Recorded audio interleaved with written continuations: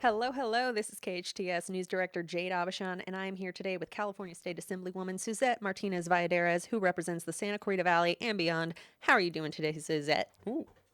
Hi, Jade. I'm doing really well. So glad to be home after my first official end of session about a month ago. It's just been so great to be back home. So I'm doing really well. Good. I'm very glad to hear it. Well, let's take a look at some of the work you've been doing up in Sacramento. Just yesterday, I heard one of your bills was signed into law, AB 277, which is meant to improve access to domestic violence programs for non English speakers. Can you tell me more? Yes, I am super excited that I got a call from the governor's office yesterday early morning. I think it was yesterday, yeah. Yeah, it was yesterday early morning that he had signed my Assembly Bill 277, which is really meant to protect victims of domestic violence.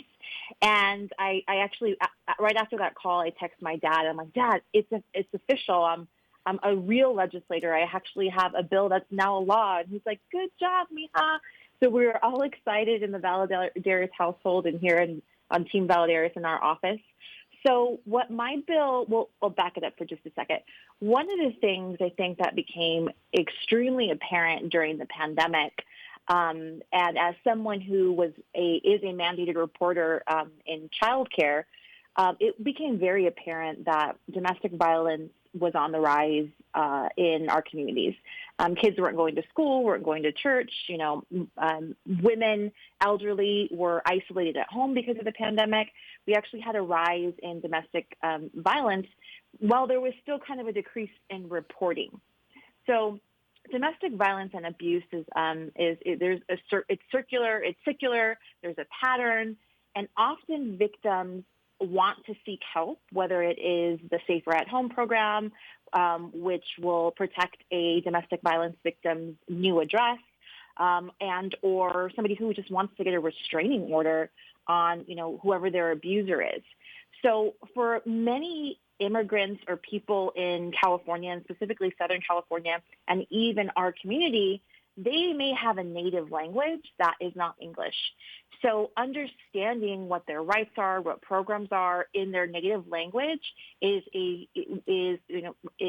huge, right? Because they can actually understand what their rights are and how to use programs to keep themselves or their families safe. So what my bill did, and now officially as a new law, is it offers restraining orders, the Safer at Home program, and other domestic abuse programs in the state of California in 5 languages other than English. So we added 4 languages: Korean, Tagalog, Vietnamese, and Chinese. And we have a growing API community, not just in our 38th Assembly District, but in California too. So this just really works at making having every family have access to the programs they need when they're in domestic violence situations. And That it's a law. yeah, that's very impressive. And for those of you who don't know, those 4 languages are some of the most common spoke in mostly California, but also the United States after Spanish. So it's very impressive that you guys are adding this. You would have thought that those resources would already be available in those Yep. languages. It feels like a no-brainer. Yeah, I'm all about the common sense, and this is definitely a no-brainer common sense for us. Well, good. That's very important to hear. What inspired this bill? What sort of led you to start pushing this agenda here? Yeah, a few things. One, I grew up next to foster children, and I have another bill that we presented around foster youth this year that hopefully we'll get to take up again next year. Um, and, growing up next to foster children with girls that were my own age, I heard, their personal stories about the abuse, sometimes sexual abuse that they went through. So I've always kind of had, a heart for individuals who have experienced domestic violence. It's happened in my own family as well. So I've always kind of had my ear to the ground on, how we can improve the lives of those of victims. One.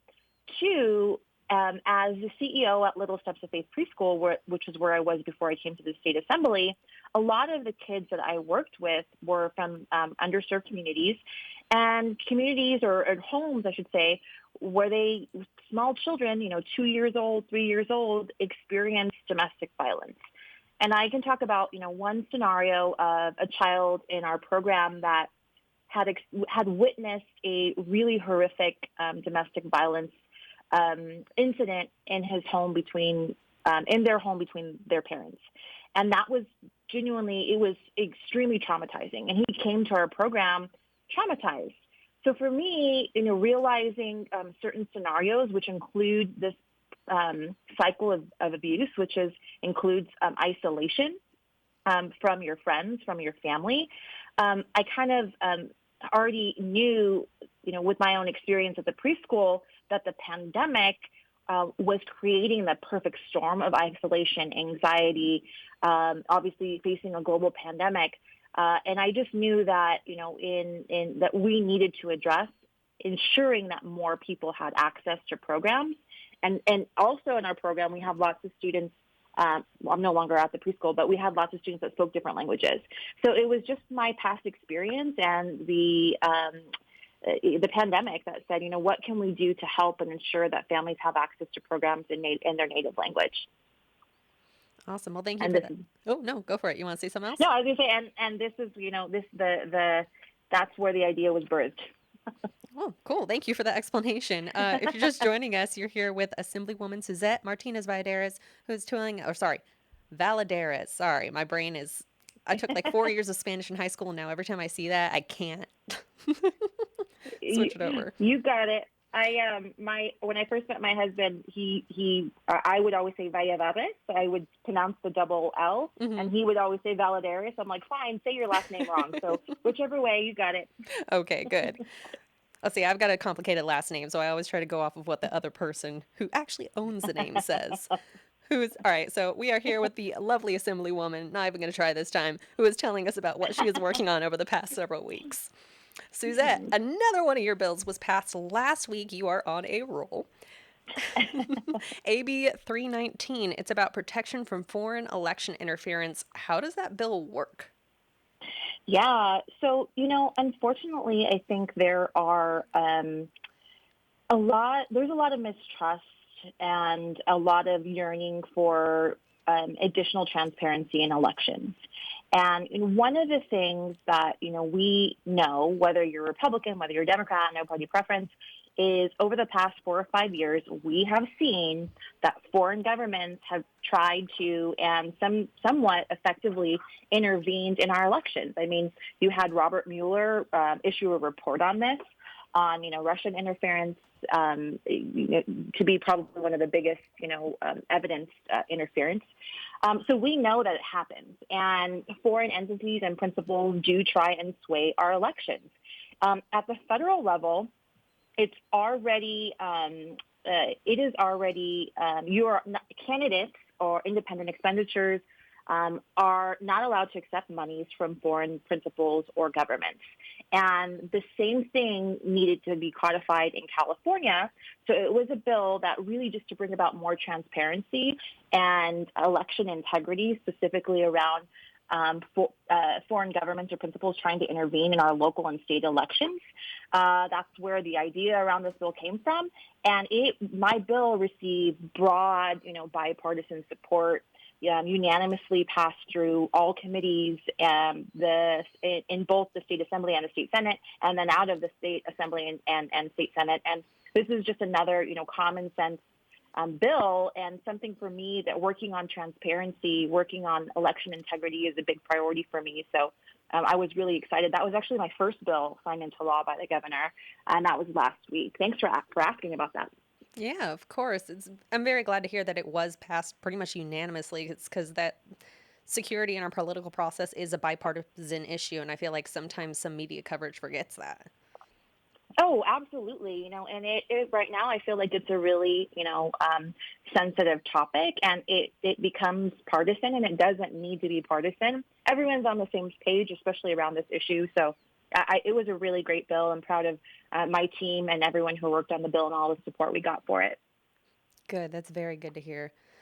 If you are just joining us, we are here with Assemblywoman Suzette Valladares, who is telling us about what she's been up to advocating for her constituents over the past couple of weeks.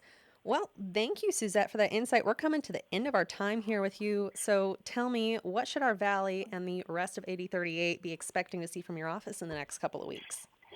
Yeah, as a first year legislator, I can say that I have been working really hard to just deliver for our community. And whether it was my Assembly Bill 420, which helped open Six Flags Magic Mountain and theme parks across California, my two really common sense bills signed into law by the governor, I had a really, and as well as quite a few budget requests from water down to funding and monies for small businesses in that budget request.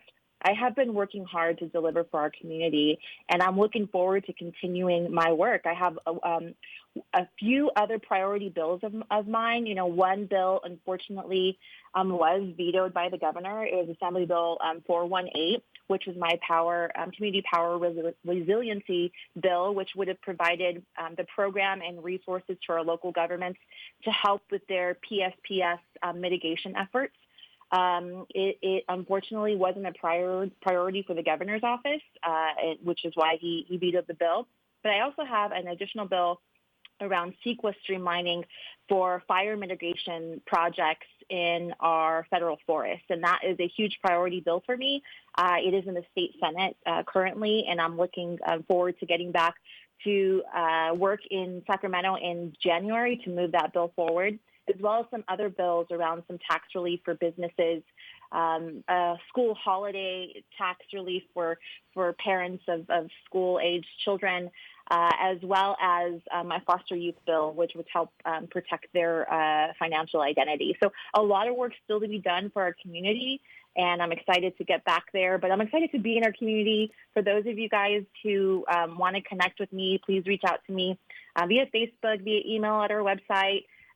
Invite me to your events. I love going to events, whether it's a local nonprofit or just a coffee conversation with a group of people. Reach out. Would love to see more people in the district over the next couple of months, but especially before I get back to Sacramento in January.